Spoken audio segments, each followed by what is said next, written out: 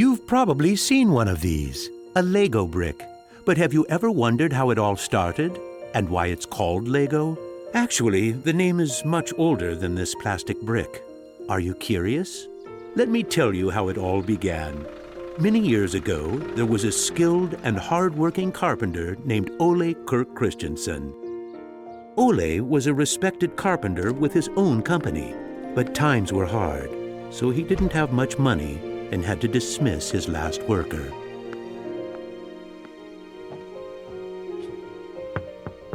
Come on in. I've closed down the workshop and packed my things. Thank you. I suppose I'd better write you a paycheck.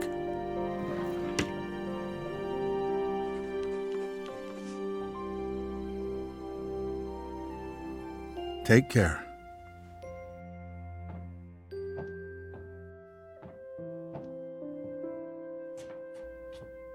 Well, that was the last one. I just didn't imagine that it would come to this. I know. It's hard to understand. But at least now it can't get much worse. But it did get worse. Shortly after, Ole lost his wife. But Ole was a special person. He wasn't the type that gave up. And with the responsibility of his 4 sons, he had to think of something. Ole had gotten an idea, and for him, it never took long to put an idea into action. Ole's little invention made his boys so happy that he thought maybe he should start making toys. Ole decided to give it a try. Luckily, he had saved up a lot of wood from the carpentry production. He could now use it to make toys. Time passed by, and even though Ole was a skilled carpenter and had a good eye for quality and detail, sales were very slow. Luckily, one of his sons, Gottfried, started helping out his dad after school. Together, they just barely managed to keep up the production. Eventually, word began to spread that wooden toys of the finest quality were being made in the little workshop in Billund. One day, a man drove into town, a man who would change Ole's future. He was a wholesaler from Fredericia. I've heard that you're making some very nice wooden toys. Well, one does his best. The wholesaler was very impressed with all the wooden toys and placed a big order before he left. Now there's finally someone who can see the opportunities in what we're doing. Look at this. The wholesaler wants to put a lot of our toys into his store for the holidays. It's going to be a good Christmas this year, but we'll be busy.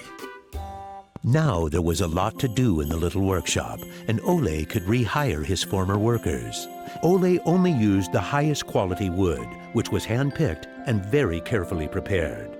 They worked day and night to get the order finished, so the wholesaler could get the toys out in stores before Christmas. Is there something wrong, Dad? I'm afraid that we're in big trouble. In the middle of their work, Ole received a letter saying that the wholesaler had filed for bankruptcy and couldn't buy the toys that he had ordered. But what are you gonna do? What about Christmas? Now we can't even afford food? I'll do it. What are you gonna do, Dad? I'll do it myself. I'll drive around selling the toys. There was no time to lose. Ole packed the car with all the toys and drove off. Ole was a very good toy maker, but was not a very good salesman. He didn't like praising himself or talking about how carefully the toys had been made. But he had to keep trying if he was going to sell anything. This is going to be a blast. Is there anything you're interested in? It looks exciting, but I don't have a lot of money right now. Maybe we could trade and call it even. Well, I would prefer money, but... In the end, he succeeded in selling all the toys. He didn't receive as much money as he had hoped, but the family managed, and they had plenty of food for Christmas. Time passed by, but the toys didn't sell as quickly as they had expected. Ole thought perhaps the company needed a good name. What should it be? It has to be a short word. I want it to convey playing well. In Danish, playing well is called leg godt. What should it be? What should it be? Yeah, if only I could get some sort of a sign.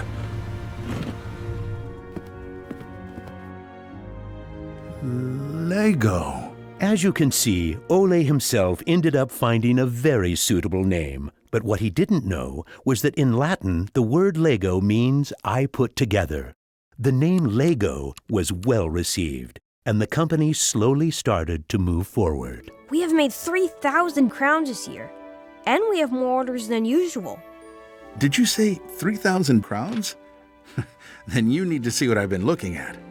Even though Gottfried wasn't comfortable spending money on a milling machine, he could see that it was useful and that the quality of the toys improved. Could you finish the last batch and get it ready for shipping? I will. Dad, I've saved a lot of money for the company today. Really? How? I figured we could save money in the lacquer, so I only coated the ducks twice instead of 3 times. You what? Unfortunately, Gottfried's idea didn't go over well with Ole. Ole made Gottfried unpack all the ducks himself, give them the last layer of lacquer, and bring them back to the train station. Ole believed in high quality and not cheating his customers. When Gottfried returned, Ole explained that that wasn't the way to create a good brand. This little lesson opened Gottfried's eyes to the fact that every detail matters, and only the best is good enough. In the late 1930s, Lego was making a profit. Even when the Second World War broke out, they tried to make the best out of a difficult time. It seemed nothing could go wrong. But a stormy night in 1942 changed their luck.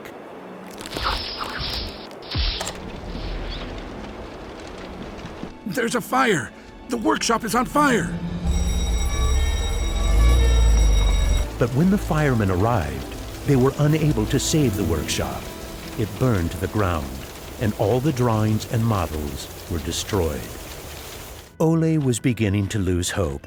All that he had worked for was gone, and he almost lost his company. But being responsible for his children and workers inspired him to rebuild Lego. A new factory was constructed. Soon the production of wooden toys started again. The little company fought its way back into the market. Gradually, the Lego factory began to run smoothly, and Ole started looking for new challenges. One day, he went to Copenhagen to look at a new machine that had just arrived in Denmark. It was a plastic molding machine, and Ole was very excited about it. Should we buy it? It sure is a good bargain, and it will give us a lot of opportunities. Well, it does sound interesting, but it is a lot of money. I'll take that as a yes. When the plastic molding machine finally arrived, Ole started making little plastic teddy bears and rattles. But he still had the plastic bricks that he had received at the fair. There was something about them that he couldn't stop thinking about. And even though no one else could see the potential in them, Ole decided to redesign and put them into production. But it was when Lego first launched the Gray Ferguson tractor that the plastic toys became a success. Unfortunately, the sales were dropping during the summer, and the company had too many toys in stock. This can't be right. Of course our products can be sold the whole year, not only for Christmas. Gottfried decided that he would go out and sell the toys himself. Gottfried brought his wife Edith as company and moral support. If you can't get cash, then we need butter and eggs. Well, it wasn't that bad. Gottfried was a success in his trip around the country, which helped Lego to get out of its financial crisis. They reached home just in time for Ole's birthday party. Ole turned 60, and the whole family was gathered to celebrate with him. Well, I guess it was a long trip around the country. Hey, I got an idea. Listen. What about a picture with the 3 generations? Everyone thought that was a good idea, and we were placed on the sofa with all the presents and flowers around us. On a business trip to England, Gottfried met the head of a big shopping center on his way home. They discussed the toy industry, and the conversation would be very important to the future of Lego. Darn this industry. I just think that toys are no good nowadays. What do you mean? I think they're working very well. Oh, they work fine, sure, but there's no system in anything. System? System? There isn't any system. What in the world are you doing, Gottfried? There isn't any system. The toys need an idea and a system built around it. I want to put system into play. Children have only been offered ready-made solutions. They need something different that will strengthen their imagination and creativity. So you're trying to put Lego into a system? Interesting. That same year, Lego started producing the first Lego system of play. Children could now build houses from the Lego bricks. The town plan gave play a realistic town setting, and with this, children learned about traffic safety. My sisters and I could play with the new Lego system for hours. Some people said we were the luckiest children in the world because we grew up in a toy factory. It was a huge breakthrough, and Gottfried decided to try selling it outside of Denmark. The system of play was so popular that they managed to sell it to many countries.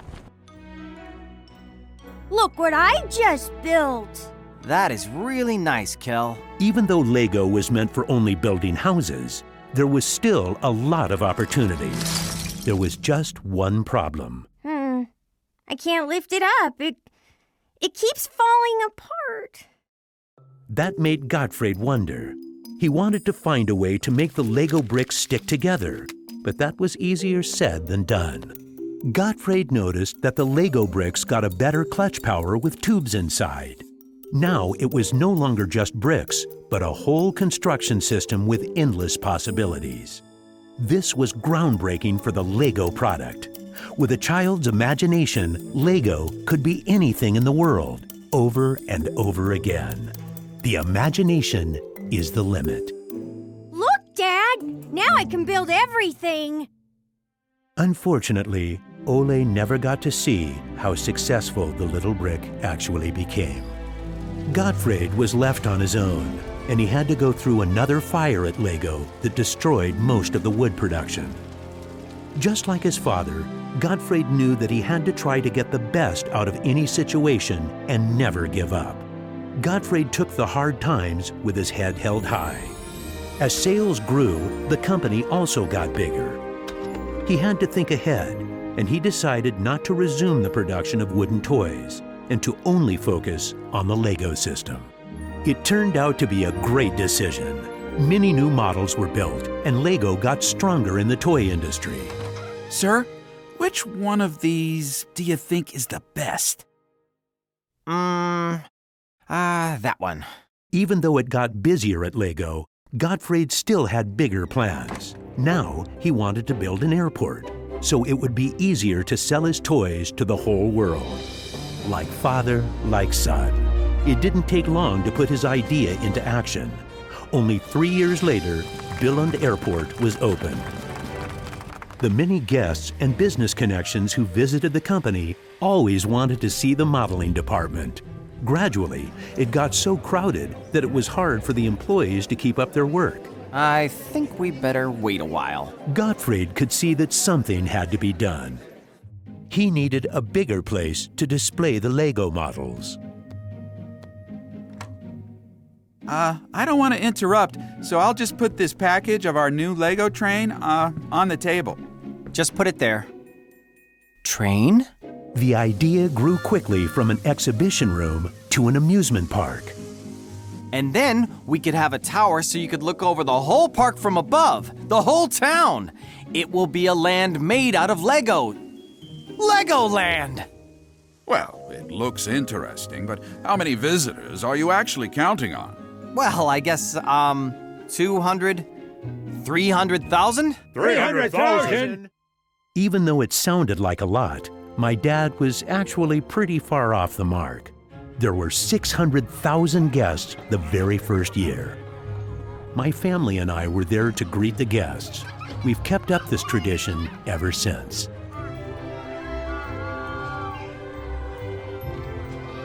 Now you know how it all began. Lego wouldn't be what it is today if it hadn't been for my grandfather's sense of quality and search for perfection. My father firmly believed in the endless possibilities of the Lego system. I seek to take the Lego idea even further, encouraging children to explore, experience, and express their own world, a world without limits. And we are still convinced that only the best is good enough, because children deserve the best.